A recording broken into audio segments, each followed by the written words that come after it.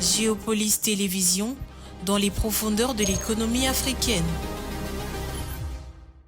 Tout de suite,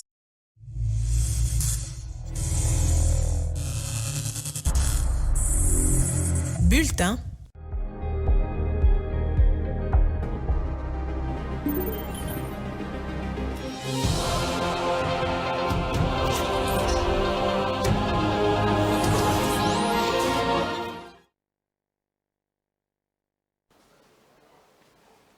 Madame, Monsieur, bonjour et bienvenue à C13h.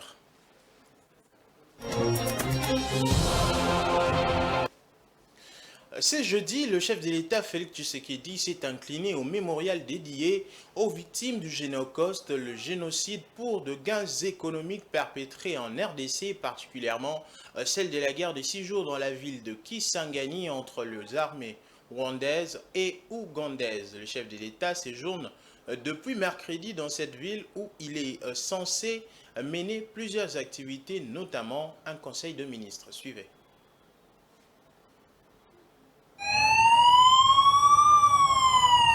Au deuxième jour de sa mission d'itinérance à la Tchopo, le chef de l'État, Félix-Antoine Tshisekedi Tshilombo, a débuté ses activités par une cérémonie d'hommage aux victimes du génocide pour des gains économiques Génocide.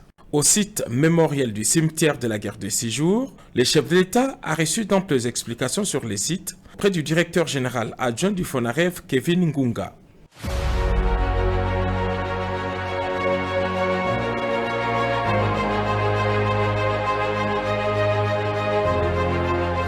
Les visages graves, le chef de l'État s'est recueilli un temps, puis déposé sa couronne de fleurs au pied des 3 stèles qui symbolisent chacune les 3 catégories des victimes emblématiques de la ville de Kisangani. Il s'agit des victimes jetées dans la rivière Tchopo ou dans les fleuves Congo, celles enterrées vivantes dans des fosses communes et des victimes portées disparues. Le président Félix-Antoine Tshisekedi Tshilombo a pris son temps pour s'entretenir avec l'une des survivantes de ces atrocités, Madame Ochudi, dont la famille entière a été abattue par les forces belligérantes. Ainsi qu'il l'avait annoncé au cours de son meeting, le président Félix Tshisekedi s'est directement rendu au siège du FRIVAO, les fonds spéciaux de réparation et d'indemnisation des victimes des atrocités illicites de l'Ouganda pour remettre symboliquement une enveloppe d'indemnisation. Le premier bénéficiaire a été l'église catholique locale, comptée parmi les victimes. Ce geste a été bien apprécié par l'archevêque métropolitain de manière symbolique. Le chef de l'État a aussi remis une enveloppe consistante à chacune des 3 victimes. L'opération devrait se poursuivre avec les responsables des FRIVAO.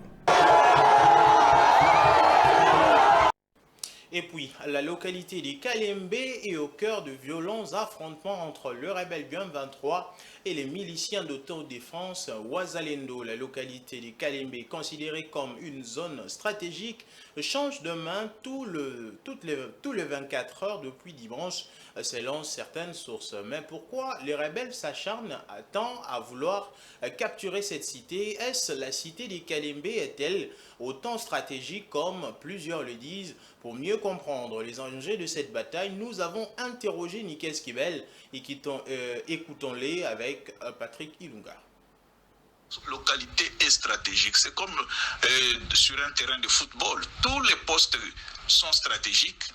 Le gardien, il est stratégique. Le défenseur, il est stratégique. Le milieu de terrain. Donc, il n'y a pas de localité stratégique. Toutes les localités sont stratégiques parce que l'ennemi peut utiliser n'importe quelle localité pour contourner ou bien pour attaquer. Ce qui est plus important pour les FRDC, pour le gouvernement congolais, c'est de mettre les moyens pour arriver à chasser le Rwandais des localités qu'ils occupent. Et c'est vrai, Walikale c'est le coltan, Walikale c'est le cacao, Walikale le 1/3 c'est la forêt. Alors, dans la forêt, on peut faire tout. Et Walikale ouvre sur 2 axes. L'axe Kisangani et l'axe Bukavu.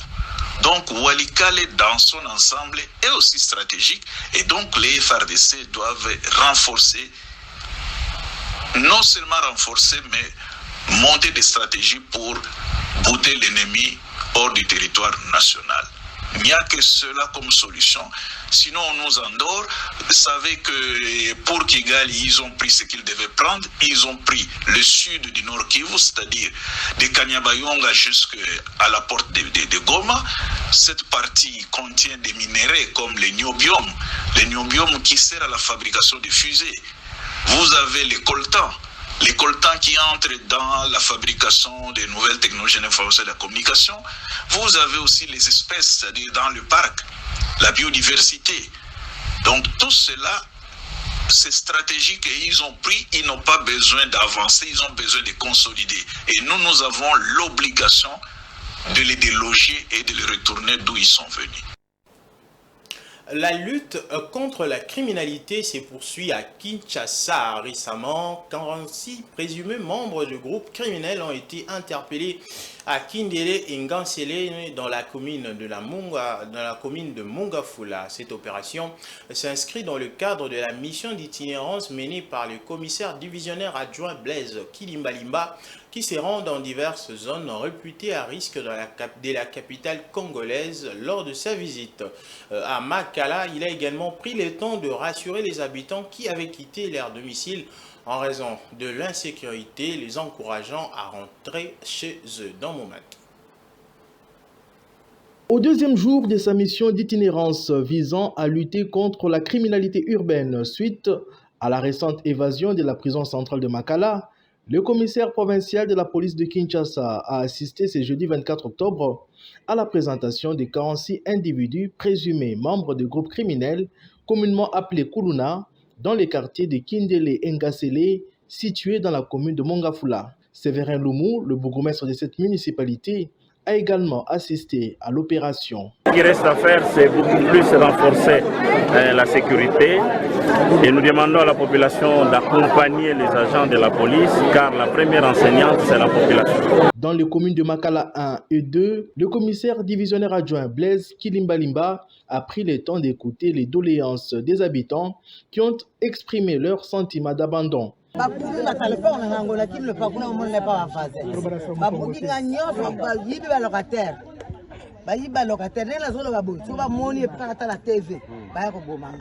chef de la police de Kinshasa a assuré les résidents qu'ils pouvaient retourner chez eux sans crainte. Nous sommes derrière ce que nous avons promis, la paix et la tranquillité pour la population quinoise. Tous les quartiers chauds et à problème ont été identifiés et c'est là où nous sommes en train de passer pour rassurer.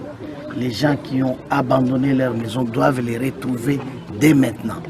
C'est-à-dire, nous allons implanter une jeep de police qui sera permanente en attendant la réhabilitation des sous-commissariats, que nous puissions avoir les résultats escomptés à la satisfaction des Kinoises et Kinois. Au cours de sa visite, le commissaire Kilimbalimba a annoncé le lancement de plusieurs opérations destinées à retrouver tous les évadés ainsi que d'autres individus suspects qui menacent la tranquillité publique. Dans la commune de Kalamou, plus précisément au quartier Yolo, le chef de la police a rappelé à ses agents l'importance de leurs responsabilités pour garantir la sécurité des citoyens. Premier producteur mondial d'or, nous sommes à l'international, l'américain Newmont exploite au Ghana la mine d'or à Afo. En 2023, cet actif a livré 580 000 onces, contribuant à une production nationale estimée à 4 millions d'onces. Suivez. L'américain Newmont a annoncé le 23 octobre une production d'or attribuable de 587 000 onces pour le 9 premiers mois de l'année sur la mine d'or à Afo au Ghana. Le premier producteur mondial d'or prévoit sur l'année entière une production d'or attribuable de 6,93 millions d'onces sur l'ensemble de ses opérations, dont 725 000 onces à Afo. Afo a livré 581 000 onces en 2023. La compagnie attribue la hausse des 25% prévue pour la production d'or cette année par la teneur plus élevée du minerai extrait et des taux d'extraction souterraine élevés. En atteignant son objectif à Afo, Newmont a participé à la croissance annoncée de la production ghanéenne d'or cette année depuis l'annonce de cette vente de sa mine à Kiem. Plus tôt cette année, la compagnie n'exploite désormais qu'une seule mine dans le pays. Selon les prévisions de la Chambre chambre de mine, la production d'or devrait se situer entre 4,3 millions d'onces et 4,5 millions d'onces en 2024 contre 4 millions d'onces en 2023. La production devrait encore augmenter davantage en 2025 avec notamment la mise en service de la mine à Afo Nord des Newmont qui peut livrer entre 275 000 et 325 000 onces d'or par an. Notons que la hausse de la production d'or s'accompagne d'une augmentation des revenus d'exploitation. Au Ghana, l'or est le premier produit d'exportation et les revenus générés par les 6 premiers mois de l'année ont augmenté de 46% en glissement annuel pour atteindre 5,04 milliards de dollars. Cela représente 54,6% de la valeur totale des exportations ghanéennes sur le premier semestre 2024 contre 42,3% en 2023, indique la Bank of Ghana. Voilà, c'est la fin de ces 13 heures, mesdames, messieurs. Merci à vous de nous avoir suivis. Le programme de Géopolis pour ce vendredi se présente comme suit. À 14 h, vous aurez Géo au ciné. À 16 h 20, vous aurez Terra Nova avec Bienvenue Ngunda. À 19 h 30, vous aurez la grande édition du journal télévisé présenté par Fiston Oliko. Et à 21 h, vous aurez Droit à la parole qui vous sera présenté par Willy Kalingai. Au revoir.